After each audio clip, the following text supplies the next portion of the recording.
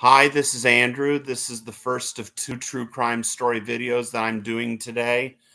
This one is in Florida of Robert Austin Sullivan. You see, Robert Austin Sullivan was born and raised in Massachusetts. He then dropped out of the University of Miami in Florida and ended up taking a job as the manager of a Howard Johnson Motor Lodge Motel in Homestead, Florida. Of course, Homestead is a suburb of Miami.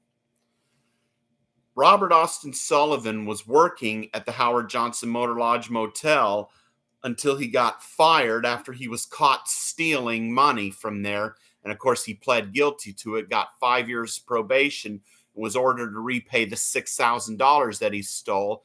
And of course, his job ended up going to his successor, Donald Edward Schmidt Sr., a 38-year-old Korean War veteran who had just moved to Homestead, Florida with his family and bought a mobile home.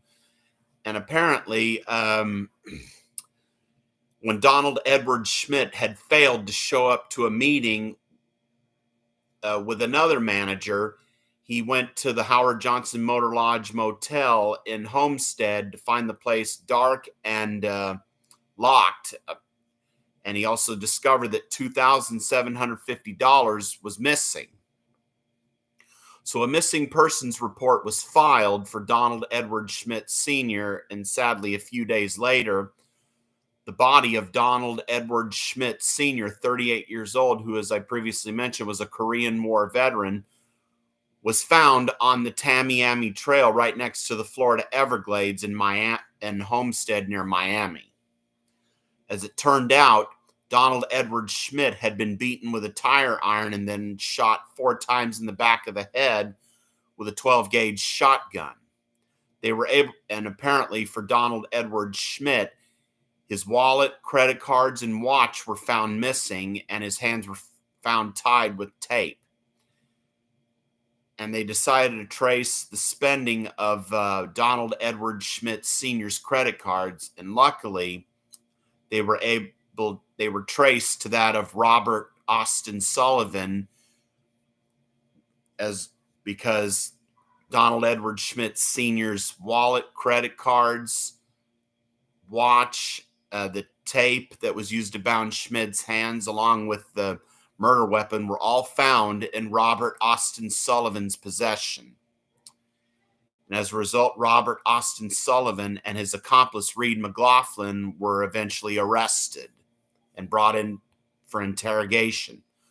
And of course, Robert Austin Sullivan confessed to everything, and then he later recanted, claiming he was drunk and that he was at a gay bar at the time, despite the fact that the victim's wallet, credit cards, watch, and the murder weapon and the tape used to bound the victim's hand were all found in Sullivan's possession, which doesn't have me convinced of his innocence, because it's textbook on how not to act when you're innocent, to have all that in the perpetrator's possession. Robert Austin Sullivan eventually went on trial in Miami-Dade County Courthouse and was found guilty of the murder of Donald Edward Schmidt Sr. and was sentenced to death.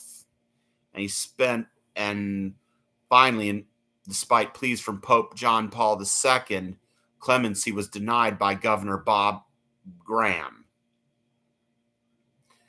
And Sullivan's execution was set for November 3rd, 1983. All of his appeals were exhausted, and the governor declined to intervene.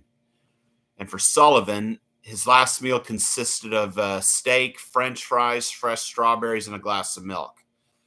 And on November 30th, 1983, at the age of 36, Robert Austin Sullivan was put to death in Florida's electric chair at the Florida State Prison in Stark, Florida.